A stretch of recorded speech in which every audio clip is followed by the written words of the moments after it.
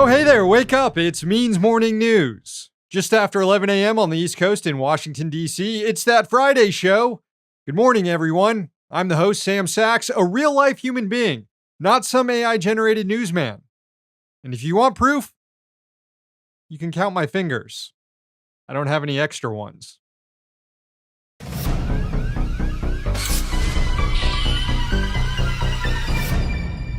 And we begin in East Palestine, Ohio, where residents returned to their homes after evacuation orders were lifted on Wednesday. Officials are claiming that the air and water are safe following last Friday's train derailment and release of toxic chemicals. But citizens aren't so sure. They can smell a lingering odor in the air.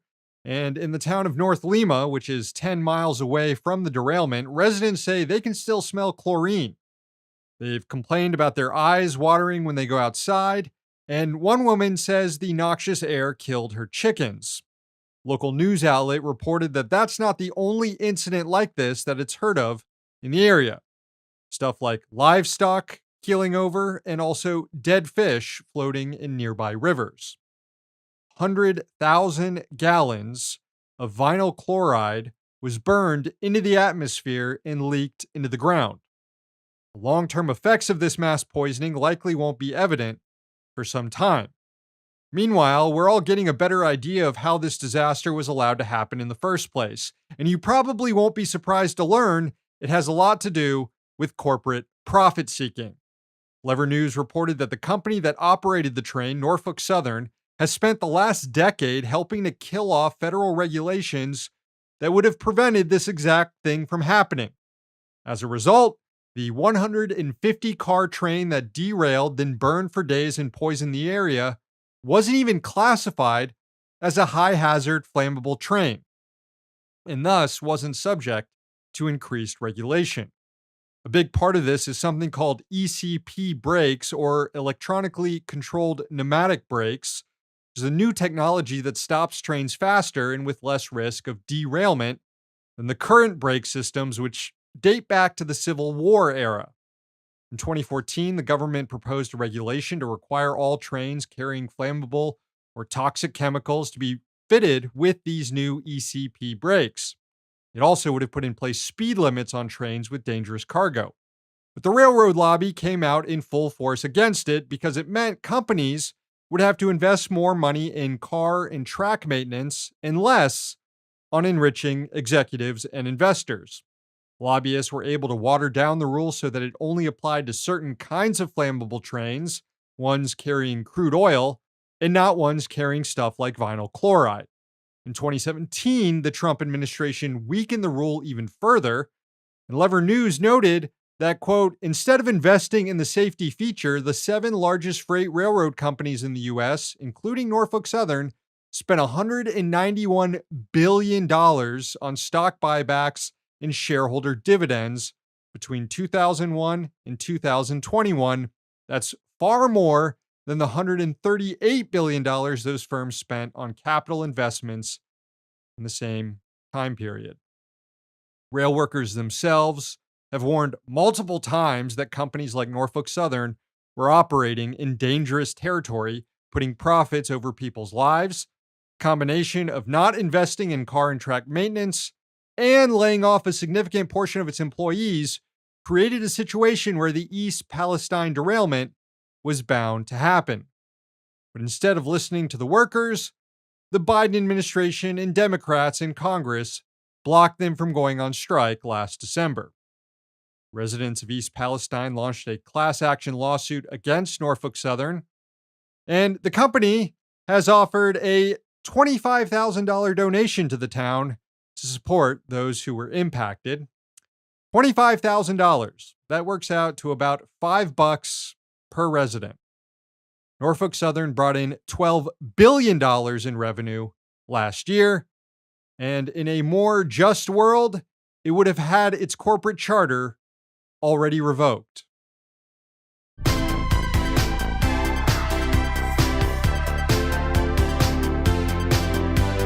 Administrators at Temple University are engaged in some egregious union busting. Graduate student researchers and teacher assistants there have joined in the higher education strike wave that's sweeping the country to demand higher wages for the critical work they do for the university. And Temple is responding by stripping away their tuition support and health benefits. It's despicable. The workers are unionized under the Temple University Graduate Students Association, and they began their strike at the end of January after negotiations over a new labor contract with the school broke down. Currently, graduate student researchers and teacher assistants make less than $20,000 a year. They're asking for a base pay of $32,500 a year, which is actually still below what the cost of living is in Philadelphia. We've seen a similar dynamic play out on campuses around the U.S. where graduate student unions are forced to go on strike just so they can earn enough wages to survive. Meanwhile, university presidents make high-end six-figure and in some cases seven-figure salaries. We're talking about institutions that are very well endowed, but don't want to give fair wages to the workers who do the most to ensure that classrooms are able to function. Temple University students involved in the strike started receiving emails from the school notifying them that their tuition remissions have been suspended, and they are now expected to pay the full balance, $20,000 of tuition, by March, or they won't be able to register for classes. The email from the university explicitly mentioned the strike. Quote, "As a result of your participation in the TUGSA strike, your tuition remission has been removed for the spring semester. You now owe the full balance." Other grad students were notified that their health insurance was taken away. One individual reported only finding out about it when they tried to pick up their medication from the pharmacy and were told they don't have insurance anymore. The university then informed them, quote, "It seems your coverage was terminated due to your decision to strike." Now, in almost any other workplace, this would be a serious labor violation. Temple would get sued up the ass for it. The school is hiding behind the fact that it's a public institution, which the National Labor Relations Board generally doesn't have jurisdiction over, although it's not quite as clear-cut as that since the NLRB has previously ruled it does have jurisdiction over labor disputes at Temple University's hospital. The school is also leaning on a 1970 law passed in Pennsylvania that blocks public employees from receiving compensation during a strike. But the union counters that by noting that tuition remissions and health benefits are not compensation. They're benefits, and so it's up to the university's discretion to take them away or not, and in this case, the university chose to be a dick and took them away. The communications director for the school told NPR that if students end their strike and return to work, their benefits will be restored. He said, quote, "Returning to work does not mean individuals cannot picket or voice their concerns. It just means they must work to earn compensation and benefits like anyone else." So basically, you can keep doing your picket just as long as you're also willing to cross the picket line. Got it. Love when conservatives call universities bastions of left-wing thought, and then universities proceed to union bust in ways that would make even Howard Schultz jealous.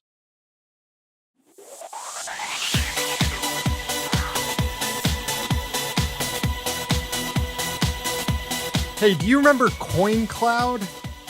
Probably not, but you might remember parts of the ad that Spike Lee made for them. It was a crypto ATM company.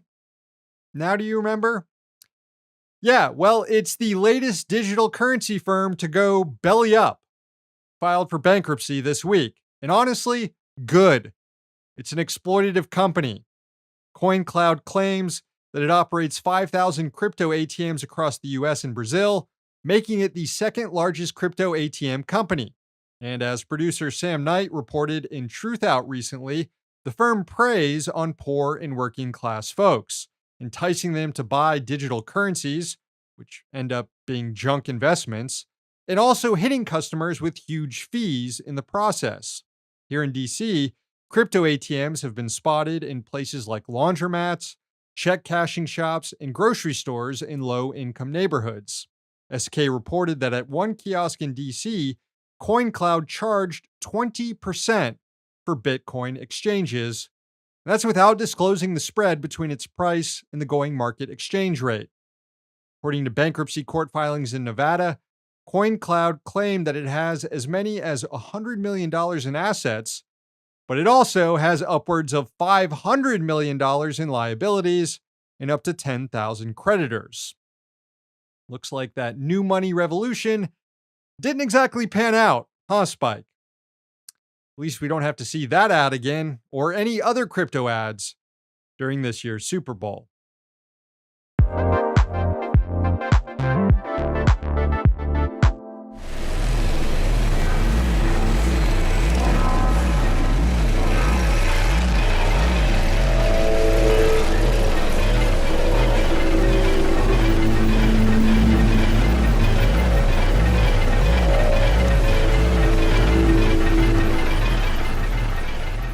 Ça m'a surpris de ta part, parce que c'est la première fois que j'entends quelqu'un de vous trois abonder dans mon sens en disant on n'est pas là pour faire des volumes, on est là pour faire de la qualité.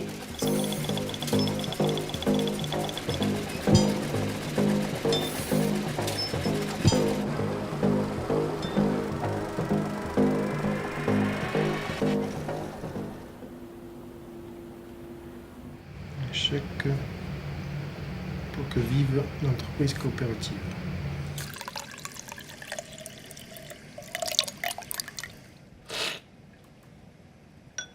Flying to the other side of the world is a breeze, but safely making contact with a revolution can be complicated and a little dangerous. There's a lot of possible scenarios. Best not to picture each one. I just learned that I might go to prison for making this film. They are killing the people. The landless peasants are getting so desperate that they are flooding into the cities looking for work. They are running out of space. This has been a campaign of extrajudicial execution in impoverished areas of Manila and other urban areas. How will the peasants live? Now, if we go forward, we will meet people who claim to fight this system. We will be in a real revolution. But remember, this is not for tourists. They're designated terrorists.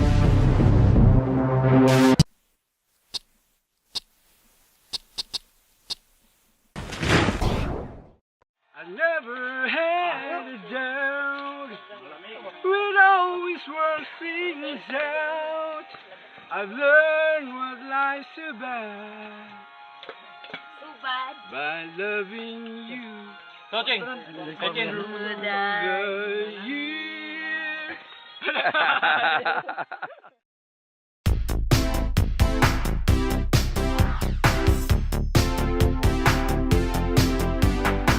Folks, we can't wrap up MMN for the week without declaring a rich dick, so let's get down to it. Checking in on those nominations on social media. Oh, look, what do you know? Landlords are nominated. Thank you, as always, Rona and Michael.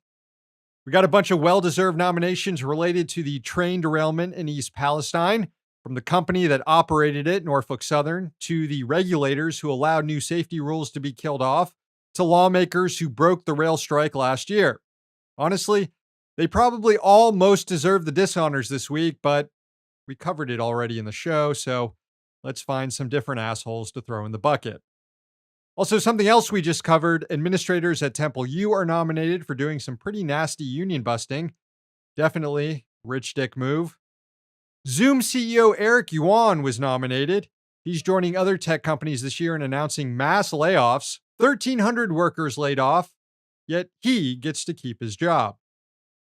Elon Musk is nominated, as usual. Story came out this week that he fired an engineer at Twitter because he was upset with their answer to why his tweets aren't getting the same attention as they used to.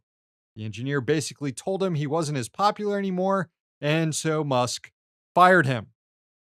There are other horror stories emerging from Twitter about what a bad boss this guy is. Musk could be a rich dick every week if we wanted to do it. And finally, a nomination for the CEO of AMC Movie Theaters. Adam Aron company unveiled a new ticket pricing scheme that benefits rich people. Ticket prices are going up for seats in the middle of the theater. If you can't afford them, you'll have to sit in the front row.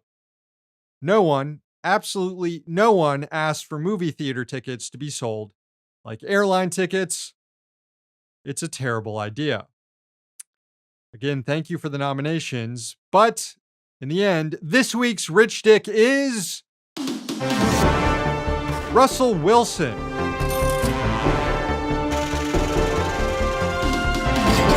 Thanks to @Sven for the nomination. You nailed it. The Super Bowl is this week, and Denver Broncos quarterback Russell Wilson will be watching it at home like the rest of us because he had an exceedingly shitty season. Just terrible. He ranked 27th in total QBR this season. But that's not why he's getting the dishonors this week. Nope, it's because he runs an even shittier charity organization. That's all according to a new USA Today investigation that looked at the books of Wilson's Why Not You Foundation, which, first off, that's a stupid name.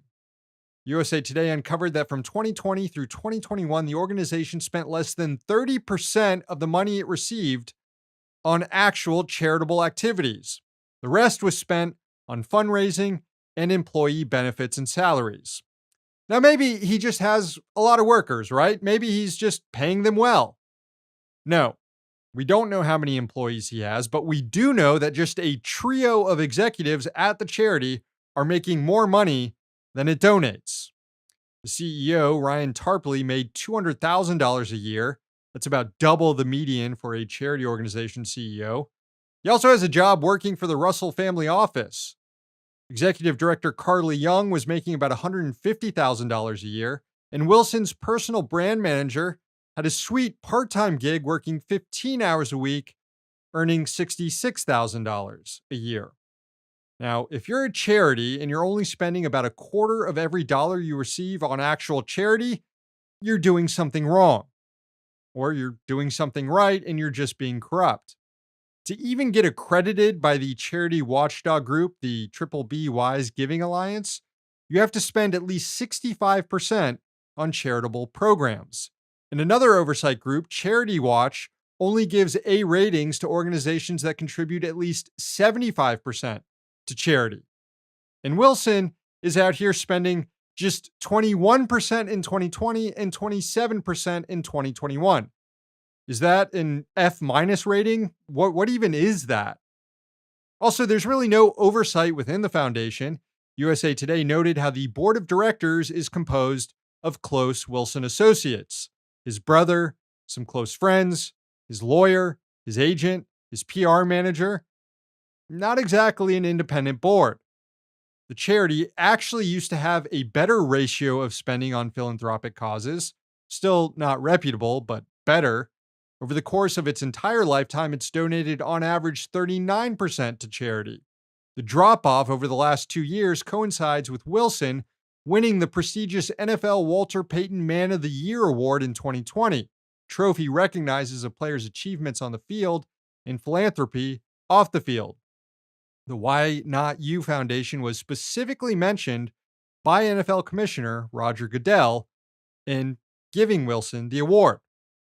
And after Wilson got it, charitable giving at the organization plummeted, almost as though he only cares about giving to charity or keeping up the appearance of giving to charity just to burnish his image. This story probably isn't too surprising to people who know Wilson pretty well. His former teammates at the Seattle Seahawks described him as a robot, and other former teammates said that Wilson would not give them his phone number and would make them contact his manager if they wanted to talk to him. Very strange behavior.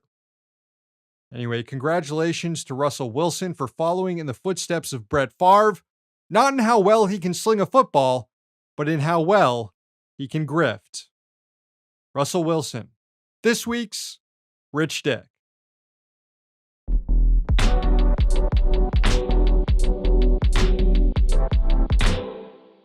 Okay, gang, we're ending the show today with a sunrise from Pennsylvania. It was sent in by Sia in Philly. Oh, forgot to mention, there's an appearance from Pekka, too. Enjoy.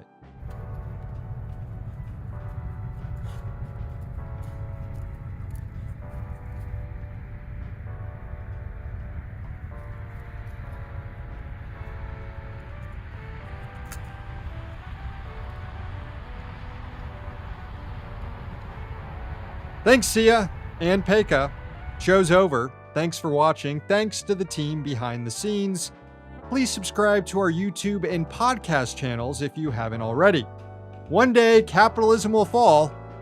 Until then, we're going to be right here. See you next week.